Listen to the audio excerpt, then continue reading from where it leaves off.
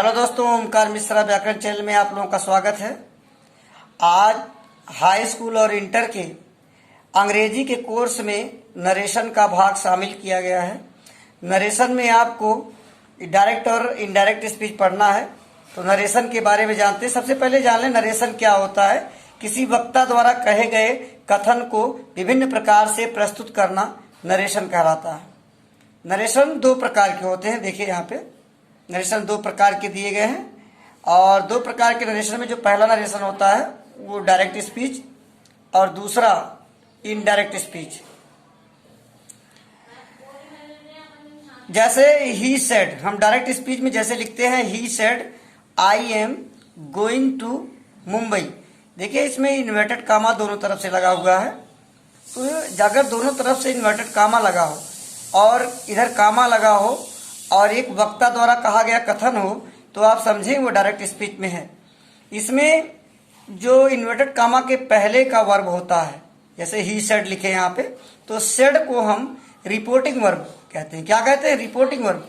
तथा आगे जो इन्वर्टेड कामा के अंदर लिखा वाक्य होता है, जैसे I am going to Mumbai लिखा गया है, इसे हम रिपोर्टेड स्पीच कहते हैं। ये वक्ता द्वारा कहा गया कथन रिपोर्टेड स्पीच है। अब हम आगे देखते हैं डायरेक्ट से इनडायरेक्ट बनाने के नियम। इन नियमों में वाक्य 5 प्रकार के होते हैं। कितने प्रकार के? 5 प्रकार के वाक्य होते हैं। पहला वाक्य देखिए, और जो मैं बता रहा हूं अंग्रेजी में ही 5 प्रकार के होते हैं।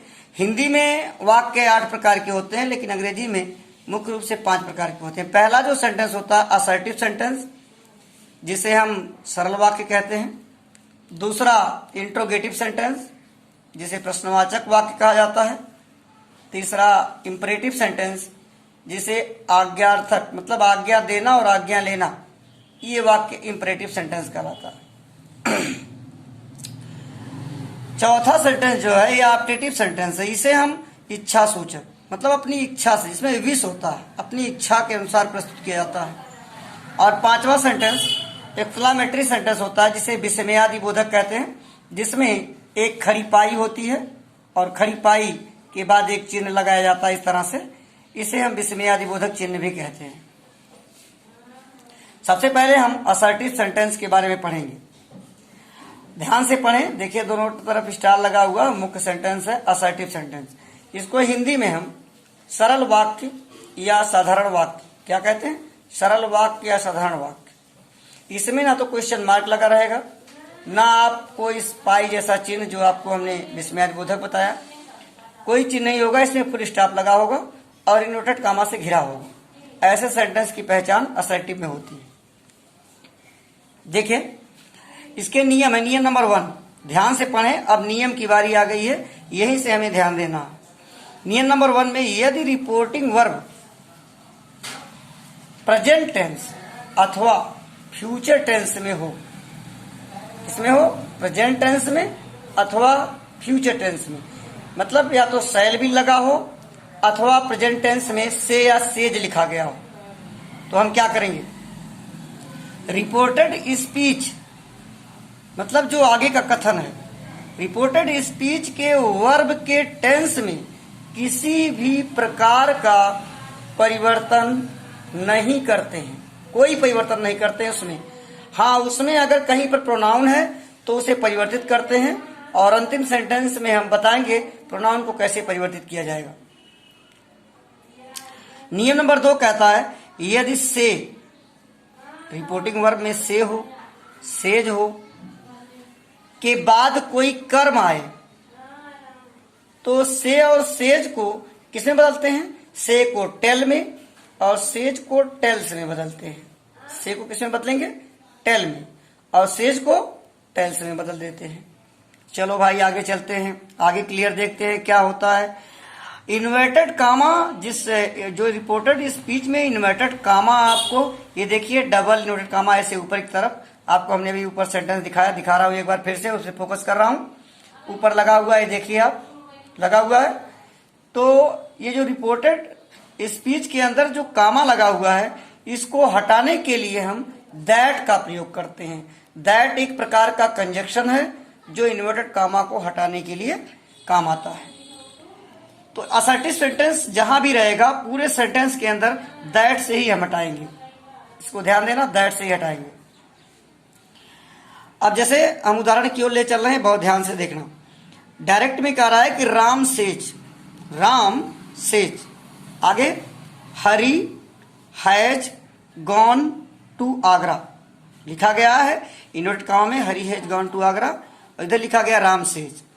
अब सेज का परिवर्तन किसमें करेंगे? ऊपर बताया गया से या सेज को हम बदल देते हैं टेल या टेल्स में, तो सेज को हम टेल्स में बदलेंगे, बाकी कोई परिवर्तन करेंगे नहीं, आगे जोड़ देंगे। लेकिन कब करेंगे?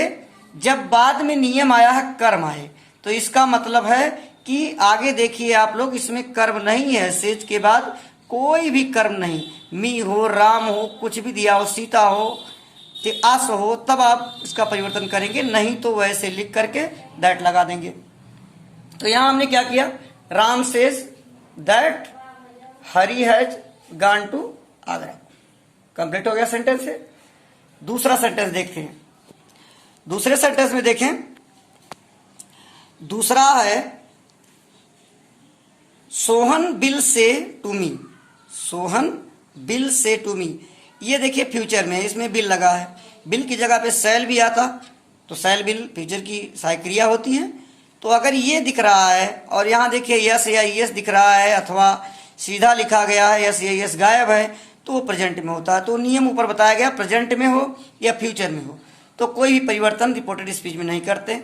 अब आगे देखिए, सोहन बिल से to me Ravi is very intelligent, ये वाक्य में कोई परिवर्तन नहीं होगा, केवल दैट लगाएंगे। लेकिन यहां देखें, बिल के बाद आपके सेज के बाद मी लगा था, इसलिए हमने सेज को किस में बदल दिया? टेल। अब चूंकि बिल से है कि सेज है, यहां देखिए बिल से है, इसलिए आप बदलेंगे यहां का टेल में। अगर वहां पर टेल्स होगा प्रेजेंट में, जब हमारे डायरेक्ट में सेज रहेगा तो वहां टेल्स लगा देंगे। तो यही अंतर होता है, मतलब बिल के साथ हमेशा क्रिया का फर्स्ट फॉर्म लगता है, इसलिए से के साथ यहाँ पर परिवर्तन में टेल लगाया है। इसके बाद हम कर्म लिखेंगे, फिर दैट से जोड़ देंगे, आगे का सेंटेंस लिख देंगे, Ravi is very intelligent, Ravi is very intelligent, invert comma हटा देंगे, फुल स्टॉप लगा देंगे। तो इस तरह का ये सेंटेंस। अब हम आपको बताने जा रहे हैं एक विशेष नियमावली का नियम है जिसमें प्रोनाउन परिवर्तन होता है। प्रोनाउन परिवर्तन में देखें, प्रोनाउन परिवर्तन का एक नियम नीचे लिखा गया है कि अगर आई बी, रिपोर्टेड स्पीच में अगर आई बी हो, ध्यान दें, तो उसको बदलेंगे किसके अनुसार? रिपोर्टिंग वर्ब के सब्जेक्ट, जैसे यहाँ ही दिख रहा ना, ये सब्जेक्ट के अनुसार, इसके अनुसार बदलेंगे जब यहाँ आई बी होता। लेकिन यदि यू है तो यू को हम किसके अनुसार बदलेंगे? ऑब्जेक्ट, ये ऑब्जेक्ट है, ये सब्जेक्ट। लेकिन अगर कोई ही से थर्ड पर्सन हो, जैसे ही है, सी है, इट है, दे है, ये थर्ड पर्सन है, तो इनमें कोई परिवर्तन नहीं, नो चेंज। देखिए यहाँ मैंने एक ट्रिक लिखा है, जिसका 60 ट्रिक है, ध्यान से देखना, याद कर लेना। 123/सन, 1 का मतलब होता है फर्स्ट पर्सन, मतलब इसमें आई भी आते हैं, सब्जेक्ट के अनुसार चेंज करेंगे। 2 का मतलब है सेकंड पर्सन को ओ ऑब्जेक्ट के अनुसार चेंज करेंगे। और 3 है थर्ड पर्सन, एन का मतलब नो चेंज, थर्ड पर्सन को कभी चेंज नहीं करते, केवल फर्स्ट पर्सन को सब्जेक्ट के अनुसार और सेकंड पर्सन को ऑब्जेक्ट के अनुसार चेंज करते हैं। और सब्जेक्ट ऑब्जेक्ट मैंने इसमें बता दिया, आप देखिए फिर से चेंज करके बता रहे हैं। सेंटेंस दिया गया है, he has said to me, he has said to me, आगे you are very poor, you are very poor. अब इसमें आप देखिए, सेड के बाद मी लगा है यहां पर ऑब्जेक्ट, मतलब सेड टू को हम बदल देंगे किसमें? टोल्ड में। टोल्ड में बदल दीजिए आप, तो हो जाएगा। अब टोल्ड में कैसे बदलेंगे ये मैं आपको करके बताऊंगा। तो ये हो जाएगा, ही हैज टोल्ड मी, क्या लिखेंगे? He has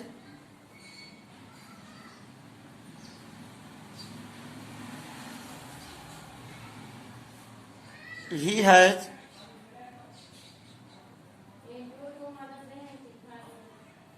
told me, he has told me लिख दिए।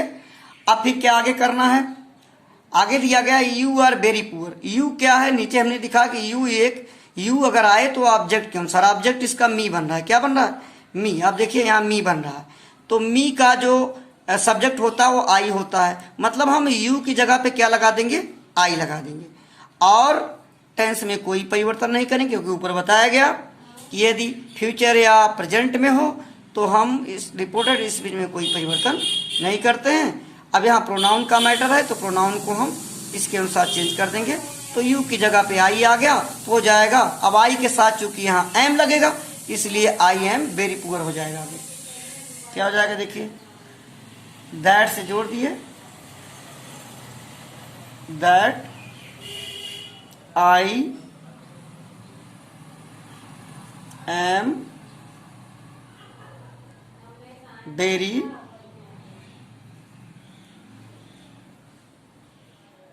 पुअर, और लास्ट में हमने फुल स्टॉप लगा दिया।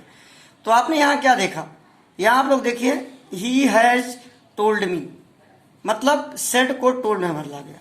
फिर हमने कामा, इन्वर्टेड कामा को हटाने के लिए दैट लगाया। फिर यू सेकंड पर्सन है, इसको हमने ऑब्जेक्ट के अनुसार चेंज कर दिया। ऑब्जेक्ट मी, मी का जो अब चूंकि यू सब्जेक्ट में था, कर्ता में था, इसलिए मी का जो कर्ता होगा वो आई होगा। और आपने पढ़ा होगा आई मीम आई, तो मी का आई हो जाएगा। आई के अनुसार आर नहीं लगता, एम लगता, इसलिए आई एम लगाया गया। आगे वेरी पुअर हमने लिख दिया। तो ये नियम विशेषकर है, ये नियम आगे फिर हम अगले नियमों में जब हम पास्ट टेंस पढ़ेंगे कि अगर रिपोर्टेड स्पीच पास्ट टेंस में हो तो फिर हम कैसे टोल्ड में बदल करके दैट लगा करके और कैसे प्रोनाउन परिवर्तन करते हैं, तो अगले नियम में हम आपको लेकर आएंगे आपके सामने। तो यहाँ तक आपने आज पढ़ा और इसको आप अभ्यास करिए, अपने किताब से देखिए इस नियम को और इसका नोट्स बनाइए और पढ़ते रहिए। धन्यवाद। ओमकार मिश्रा व्याकरण चैनल सब्सक्राइब करिए, लाइक करिए, शेयर करिए और वीडियो को आगे बढ़ाइए। मैं आप लोगों के लिए ही इस वीडियो को प्रस्तुत कर रहा हूं और लिखित दे रहा हूं, जिससे आप नोट्स भी बना सकें। अलग से आप नोट्स भी बना सकते हैं, वीडियो को बीच बीच में रोक करके आप अपना नोट्स बनाएं, नोट्स तैयार करें। और जिस तरह से मैं पढ़ा दूंगा कोई पढ़ा नहीं पाएगा। बहुत बेहतरीन अंग्रेजी के, चाहे इंटरमीडिएट हों चाहे वो हाई स्कूल के हों, अच्छा खासा परीक्षा में वो अंक हासिल कर सकते हैं अगर सही से पढ़ लिए तो। इसके लिए आप इसे ध्यान दें, लाइक करिए, सब्सक्राइब करिए। धन्यवाद।